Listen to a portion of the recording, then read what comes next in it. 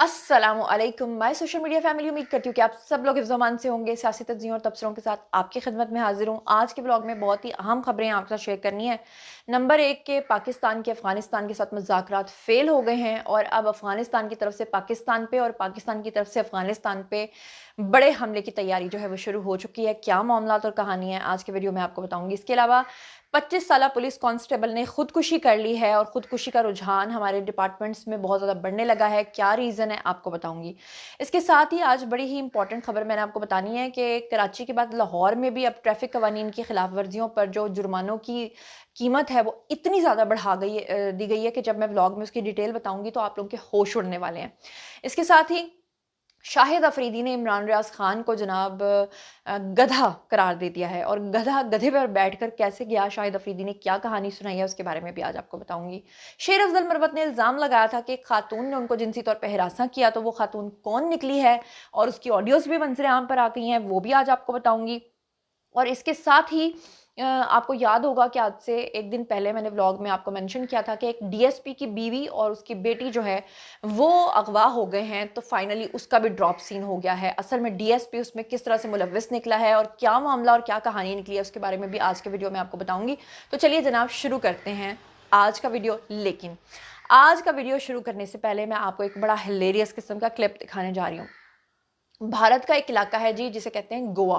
गोवा में भारतीय फौज का मेजर जनरल है जी, उसकी दुकान है जी शराब की। और दुकान के जो वहाँ पे शुरू में वो बोर्ड्स लगे होते हैं ना जिसके ऊपर नंबरिंग चल रही होती है, नाम चल रहे होते हैं इलेक्ट्रिक, वो जनाब हो गया हैक और उसके ऊपर लिखा हुआ आ गया जी पाकिस्तान जिंदाबाद। ये स्क्रीन के ऊपर आपको नजर आ रहा है। लोग हैरान परेशान हो गए, पूरे इलाके के लोग वहाँ पर खड़े हो गए, इकट्ठे हो गए कि भारतीय जो फौज का मेजर जनरल है उसकी दुकान के ऊपर ये पाकिस्तान जिंदाबाद कहाँ से आ गया। तो बहरहाल मजेदार बात थी तो आपको दिखा दी है। आए रोज उनके टीवी चैनल्स पे भी इस तरह ही होता है ना, पाकिस्तान जिंदाबाद लिखा हुआ आ जाता है और फिर वो पढ़ पढ़ के सुनाते भी हैं और फिर वो उसकी उतनी कवरेज करते हैं। बहरहाल जनाब ये तो था रहे तफन्नुन। अब शुरू करते हैं आज का व्लॉग और पहली खबर से।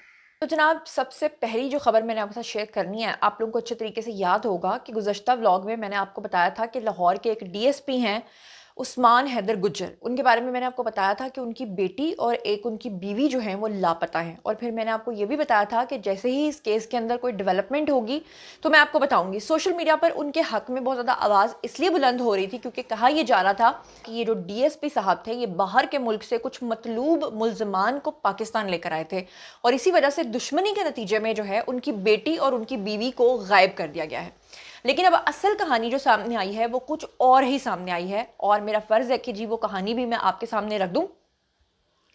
जनाब कहानी कुछ इस तरह से सामने आ रही है कि जो डीएसपी साहब हैं इनकी एक साली है जी जिसका नाम है तहमीना शौकत। उसकी वजीर आला पंजाब मरियम नवाज साहिबा को उसने जनाब एक दरख्वास्त लिखी है जो कि कहा जा रहा है कि मुबैना तौर पे अगर तो सही दरख्वास्त है तो फिर उस मतन के मुताबिक मेरा फर्ज है कि मैं आपको बताऊं कि दरख्वास्त में उसने डीएसपी के ऊपर ही इल्ज़ाम लगाया है, साली ने। और उसने कहा है कि वो जो डीएसपी था वो अपनी बीवी और अपनी बेटी के ऊपर वहशियाना तशद्दुद किया करता था।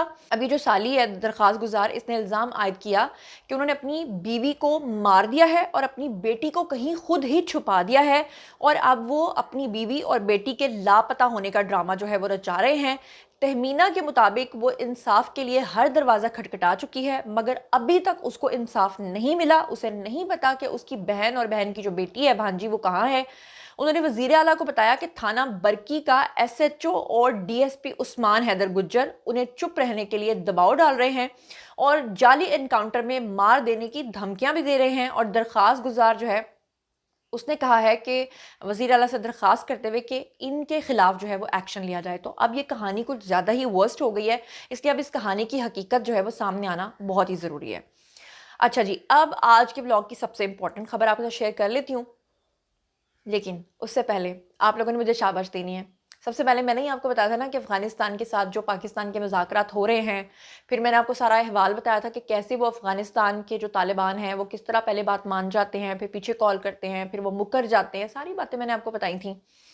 अब कहानी कुछ इस तरह से है कि ये भी मैंने आपको पहले ही बता दिया था कि ये मुज़ाकरात हालांकि पहले टर्की में फिर कतर में हुए और मैंने आपको बता दिया था पहले ही कि ये मुज़ाकरात कामयाब नहीं होने, ये कामयाब नहीं हो सकते और फाइनली वही खबर हुई। हालांकि ये कोई खुशी की खबर नहीं है, پاکستان کے ساتھ اگر امن کا معاہدہ افغانستان طے کر لیتا، پاکستان کے اندر جو ان کی خارجیوں کی طرف سے حملے ہوتے ہیں وہ بہت بہتر ہو جاتا، لیکن جب وہ اگر وہ اس کو روک لیتے، لیکن جو وہ کہتے ہیں نا کہ سانپ کو اگر آپ سیدھی نلی میں بھی چھوڑ دیں تو وہ ٹیڑھا ہی چلتا ہے، تو یہ وہی والی کہانی ہے۔ دوسری والی کتے والی مثال میں نے اس لیے نہیں دی کہ وہ تھوڑا معاملہ زیادہ سخت ہو جانا تھا۔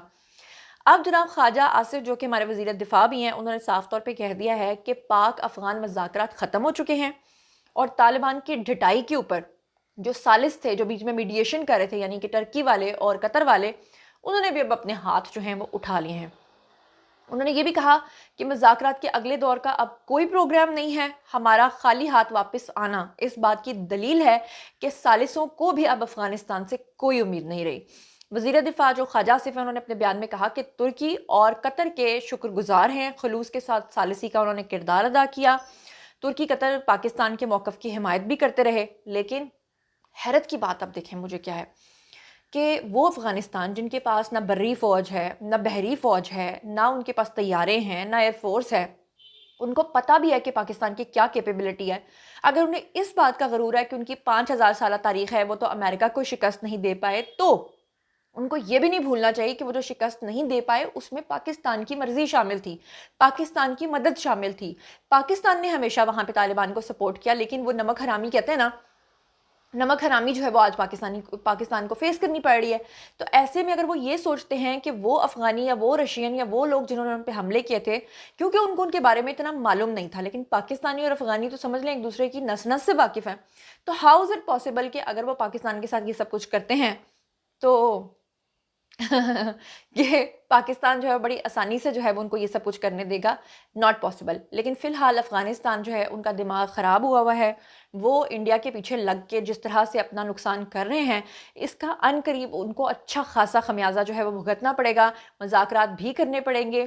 وہ پتہ نہیں، وہ ایک کہاوت ہے، مجھے کہاوتوں کے معاملے میں تھوڑی ویک ہوں، کہ وہ جو نہیں کہتے پتہ نہیں رکھی ہوئی کھادی تے تیلی بھی کیتا، یس آ گئی ہے مجھے، رکھی ہوئی کھادی تے تیلی بھی کیتا، یعنی کہ آپ نے روکھی روٹی بھی کھائی اور تیل بنانے والے سے آپ نے رشتہ بھی بنایا، تو کیا فائدہ؟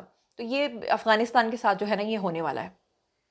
بہرحال آپ نے مجھے ضرور کامنٹ سیکشن میں بتانا ہے کہ آپ کا افغانیوں کے بارے میں کیا خیال ہے، اور آپ کو کیا لگتا ہے کہ افغانستان نے پاکستان کے ساتھ یہ جو مذاکرات ہیں یہ ناکام کر کے، اچھا ایک اور بات، ان کا ایک مطالبہ یہ بھی تھا افغانیوں کا کہ ہمارے ساتھ نا ریٹن معاہدہ نہ کیا جائے، زبانی کلامی کیا جائے۔ اب پاکستان کہہ رہا تھا کہ ہر چیز ریٹن میں ہونی چاہیے، اس بات کو وہ لوگ ماننے کے لیے تیار نہیں تھے۔ بہرحال آپ کو بتا دوں، اب ہم چلتے ہیں جی آج کی اگلی خبر پہ۔ اگلی خبر اسکرین کے اوپر آپ کو نظر آ رہی ہے، یہ ایک نوجوان ہے جناب، اس کے بارے میں خبر یہ ہے کہ فیروز والا میں 25 سالہ یہ جو پولیس کا کانسٹیبل ہے، اس نے خود کو گولی مار کے خودکشی کر لی ہے، اور اس کے بارے میں یہ خبر بھی آئی ہے کہ چند دن کے بعد اس کی شادی بھی تھی۔ آپ کو بتا دوں کہ ابھی تک بہت سارے لوگ بہت ساری ریزنز بتا رہے ہیں، لیکن اصلی ریزن کا ابھی تک کسی کو نہیں پتا کہ ایگزیکٹلی اس نے خودکشی کیوں کی ہے۔ یہی کہا جا رہا ہے کہ یہ بہت ہی ینگ ایج میں تھا، اور اس کے جو تعلقات تھے شاید انہی کا یا کوئی معاشقے واشقے کا چکر ہو سکتا ہے مبینہ طور پر، لیکن ابھی تک کنفرم بات کوئی بھی نہیں کہہ سکتا۔ البتہ جو ادارے ہیں وہ اس کے اوپر تحقیق جو ہے وہ کر رہے ہیں۔ اس سے پہلے کہ میں اگلی خبر پہ جاؤں، شاہد آفریدی کے بارے میں آپ لوگ جانتے ہیں، آئے روز وہ کوئی نہ کوئی ایسا بیان دے دیتے ہیں کہ اہل یوتھ کو بہت زیادہ آگ لگتی ہے اور وہ ان کی کیریکٹر اسیسینیشن کرتے ہیں۔ آپ کو یہ بھی پتا ہے کہ شاہد آفریدی ملک کے ہیرو بھی رہ چکے ہیں، آج بھی وہ ہمارے لیونگ لیجنڈ ہیں، کرکٹ سے ان کا بیک گراؤنڈ ہے، دیٹس وائی ان کو زیادہ اہل یوتھ جو ہیں وہ پسند نہیں کرتے، اس لیے کیونکہ وہ سمجھتے ہیں کہ دنیا میں صرف ایک ہی کرکٹر ہے اور اس کا نام صرف عمران خان تھا، اور عمران خان ہی صرف لیڈر بن سکتا ہے، اور ان کو یہ لگتا ہے کہ اسٹیبلشمنٹ کل کو شاہد آفریدی کو لانچ کر سکتی ہے کیونکہ ان کا بھی کرکٹ کا بیک گراؤنڈ ہے، تو اس وجہ سے وہ شاہد آفریدی کی کیریکٹر اسیسینیشن کرتے ہیں۔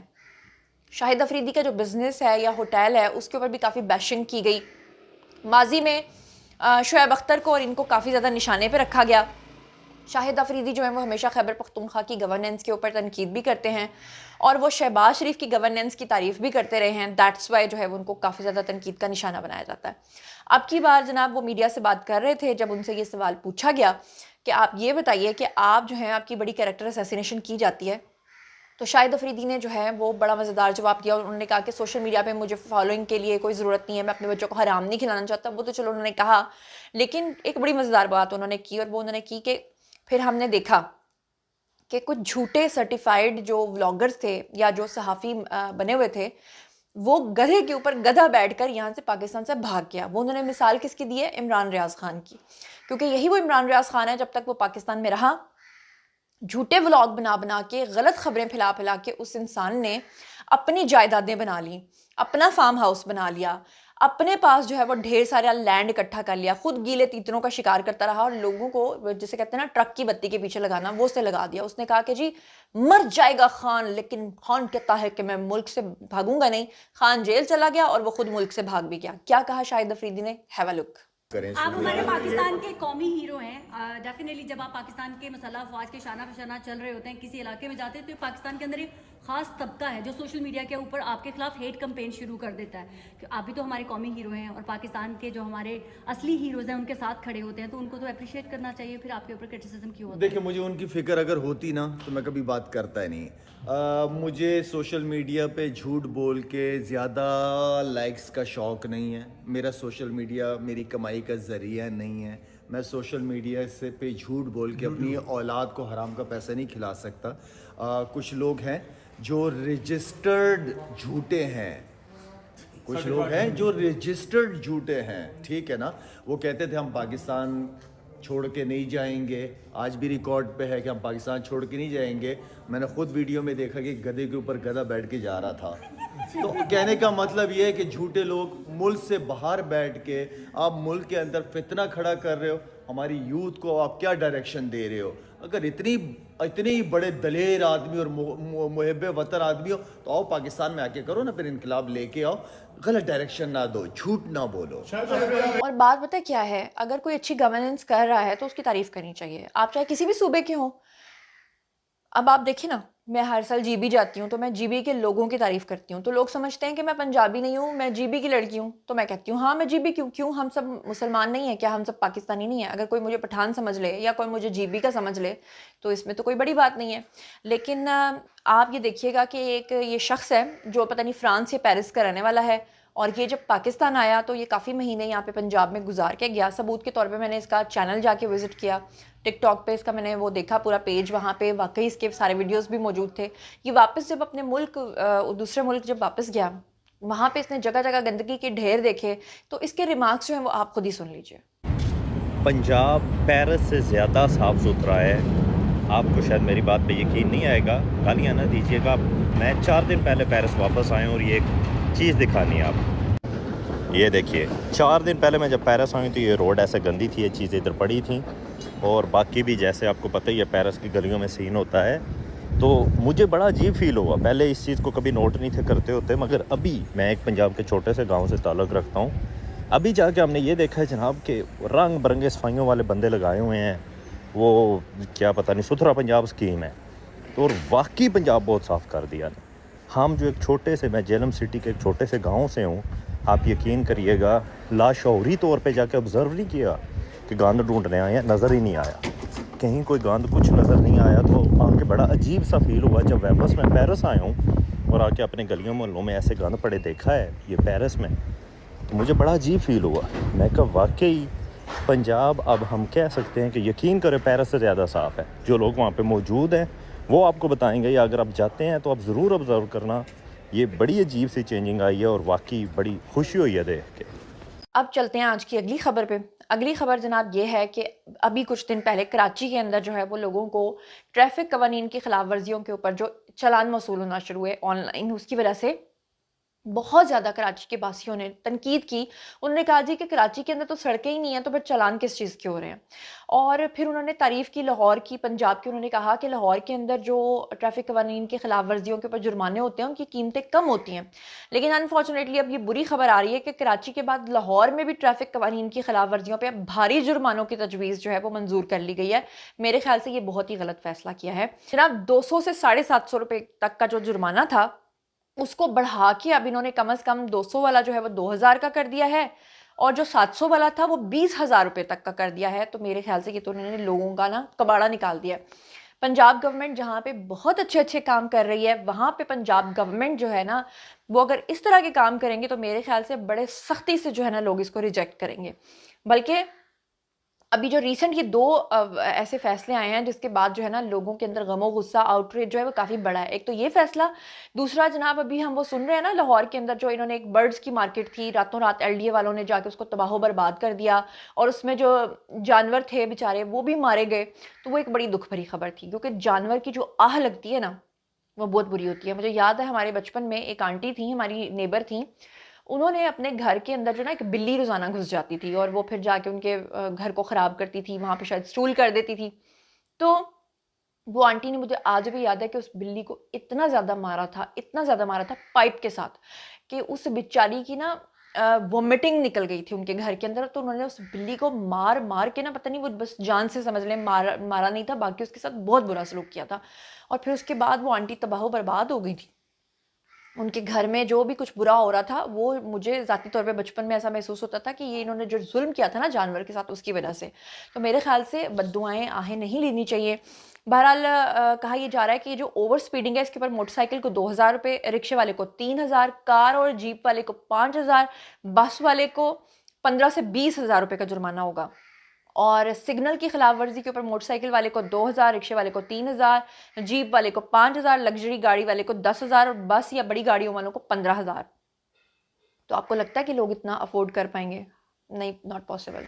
अच्छा जी, मैंने प्रीवियस व्लॉग्स में आपके साथ जिक्र किया था कि शेर अफजल मरवत ने इल्ज़ाम लगाया था कि पीटीआई की जो ख़वातीन है उन्होंने उनको जिनसी तौर पर हिरासा करने की कोशिश की। उन्होंने वाक़या भी बताया था कि एक खातून तो उनके ऑफिस में बियर लेकर आ गई थी और फिर उसने उनको जिनसी तौर पर हिरासा किया था।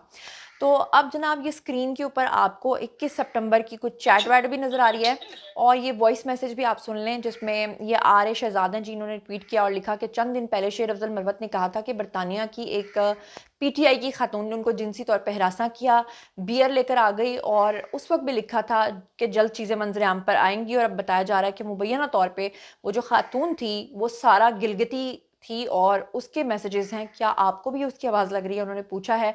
तो आपको किसकी आवाज़ लगती है? खुद ही सुन लीजिए। Trust me. Wallahi, trust me.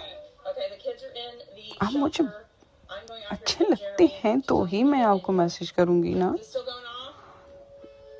Please try to understand me and unblock me. तो बहरहाल जनाब ये था आज का वीडियो। बारिया जी आप लोगों की आई कमेंट सेक्शन में और बताइए कि आप इन तमाम चीज़ों के बारे में क्या सोचते समझते हैं। मज़ीद खबरें, व्लॉग्स, इंटरव्यूज़ और सियासी तज्ज़िये जानने के लिए और मेरे साथ कनेक्टेड रहने के लिए चैनल को सब्सक्राइब कर लीजिएगा। अपना बहुत ख्याल रखिएगा। अल्लाह ने के पान।